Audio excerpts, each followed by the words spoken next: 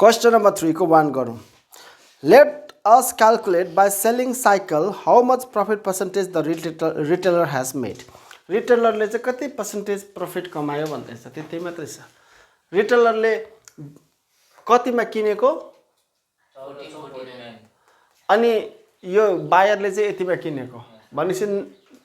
selling price कति भयो retailer को? 49.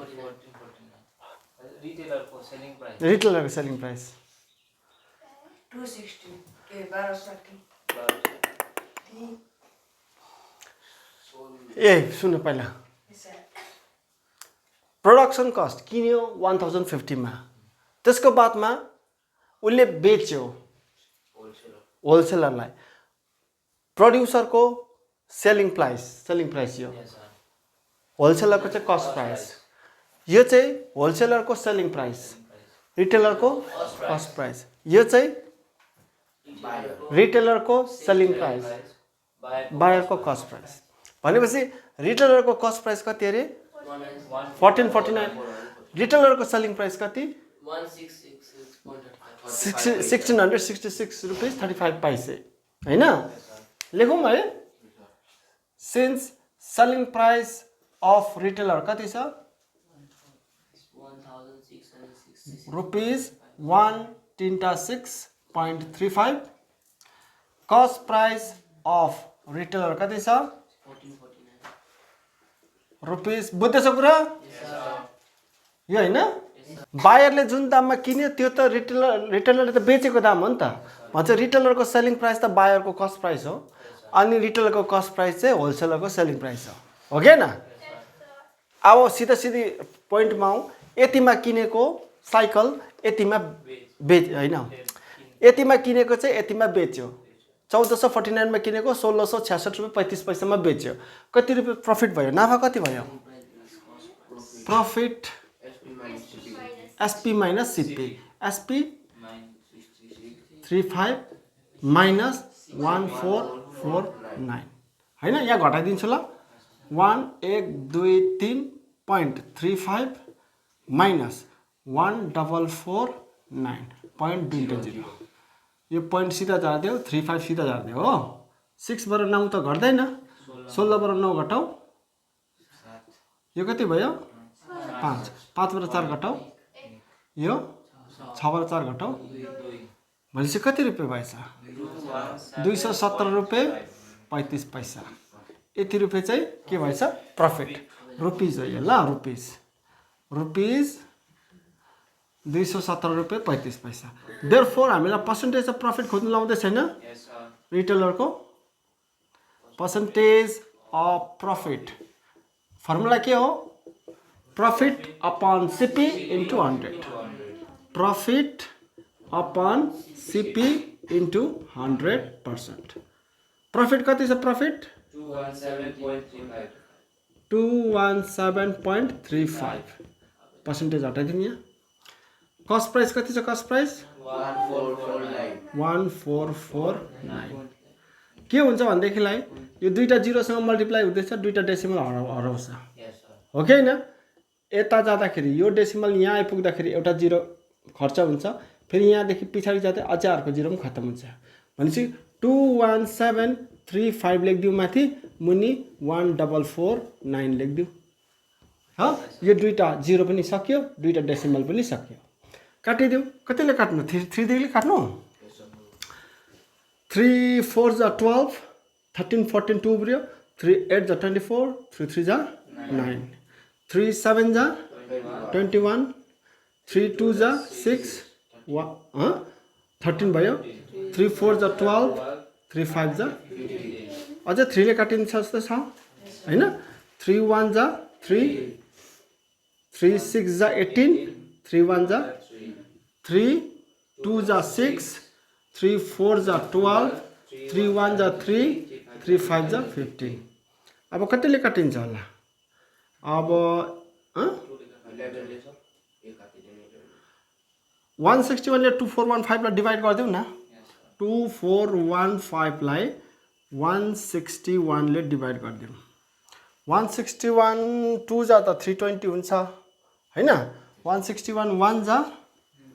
161 हो 161 1 जा 161 1 बाट 1 घटाउँदा 14 बाट 6 घटाउँदा 8 यो 1 बाट 1 घटाउँदा छैन यो 5 आयो भनेपछि 5 पल्ट पो जान्छ जस्तो लाग्यो त मलाई त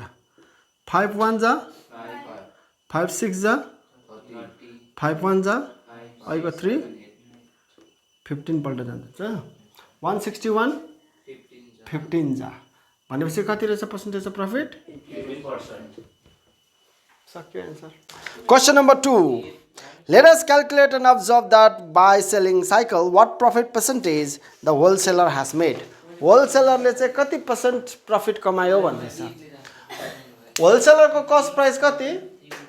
1260 होलसेलरको सेलिङ प्राइस कति 1449 प्रफिट त भएको छैन पर्सेन्टेज अफ प्रफिट खोजा भन्दैछ कस्ट प्राइस फर होलसेलर निकालौँ होलसेलर कति अरे कति अरे 1260 हैन सेलिङ प्राइस फर होलसेलर कति हुन्छ 1449. भनेपछि प्रफिट कति भयो 1449 selling price minus cost price 9 बाट 0 घटाऊ 4 बाट 6 घट्दैन 14 बाट 6 घटाऊ यो कति भयो 3 बाट 2 घटाऊ 1 यो 1 बाट 1 घटाउँदा छैन रुपीस कति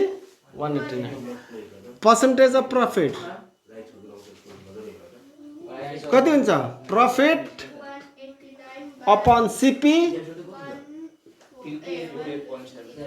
इन्टु हैन प्रफिट बाई सीपी इन्टु 100% हैन यो 0 मृत्यु 3 4 जा 12 3 2 जा 3 6 जा 18 3 3 जा 7 6 जा 42 7 9 जा 2 3 जा 6 2 5 जा 3 1 जा 3 3 3 जा 3 into 5 भनेको कति हो Question number 3 को 4 let us calculate and write that how much profit percentage has to be given more by a buyer than the production cost to buy a cycle production cost भन्दा कति percentage more ज्यादा चाहिँ बायरले दिनु पर्यो दाम भन्दैछ कुरा बुझ्दैछौ प्रोडक्सन कस्ट भन्दा कति पर्सेन्टेज ज्यादा दाम दिनु पर्यो भन्दैछ समझमा आयो प्रोडक्सन कस्ट कति छ 1050. Production cost rupees 1050 amount paid by buyer rupees कति छ 136.35 भनेपछि excess money paid by buyer excess money भनेको बुझ्दैछौ एक्स्ट्रा पैसा पेड बाई बायर कति 36.35 यो दिएको उसले खास गरी यतिमा साइकल बन्ने यतिमा उसले किन्नु पर्यो एक्स्ट्रा पैसा कति दिनु पर्यो यो माइनस यो हैन हो कि न Yes, sir. 1050 घटाइदेऊ Yes, sir. 1 1 2 3.35 बाट 1050.00 0.35 आइगयो 6 यो 1 6 616 रुपैयाँ 35 पैसा Yes, right, भयो. रुपीस 616 रुपैयाँ 35 पैसा दिनु पर्यो एक्स्ट्रा भन्नु मतलब कति पर्सेन्टेज बेसी दिनु पर्यो 1616.35. कति पर्सेन्टेज बेसी दिनु पर्यो Percentage. पर्सेन्टेज अफ मनी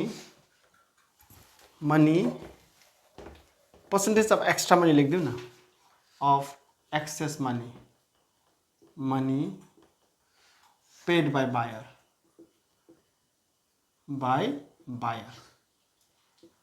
भन्नु मतलब उसले तिरेको extra money divided by original दाम इन्टु 100 हैन मतलब प्रफिट अपन सिपी इन्टु 100% भन्ने जस्तै हो प्रफिट भनेको जस्तै हो यो एक्स्ट्रा मनी 616 रुपैयाँ 35 पैसा डिभाइडेड बाई उसले तिर्नु पर्यो यति 1050 इन्टु 100 भनेपछि यो 100 हराउने बित्तिकै यो 61635 भइहाल्छ मुनि चाहिँ 1050 आयो हैन काटिन्छ 5 ले 5 2 जा 10 5 10 जा 50 5 1 जा 5 5 0 जा 0 5 0 0 5 1 जा 5 5 2 जा 10 5 0 जा 0 5 1 जा 5 5 2 जा 10 अच्छा 5 12 जा 60 160 5 3 जा 15 1 5 2 जा 10 3 5 7 जा 7 ले जान्छ 7 1 जा 7 5 7 7 जा 49 50 51 52 53 7 6 जा 42 7 ले जाँदैछ त 7 3 जा 21 7 0 जा 0 7 1 जा 8 9 10 11 12 5 53 भयो 7 7 जा 49 50 51 52 53 4 42 7 6 जा 7 1 जा 7 अब कतिले जान्छ 3 ले 3 5 जा 15 16 17 2 गयो 3 4 3 8 जा 24 25 26 3 10 जा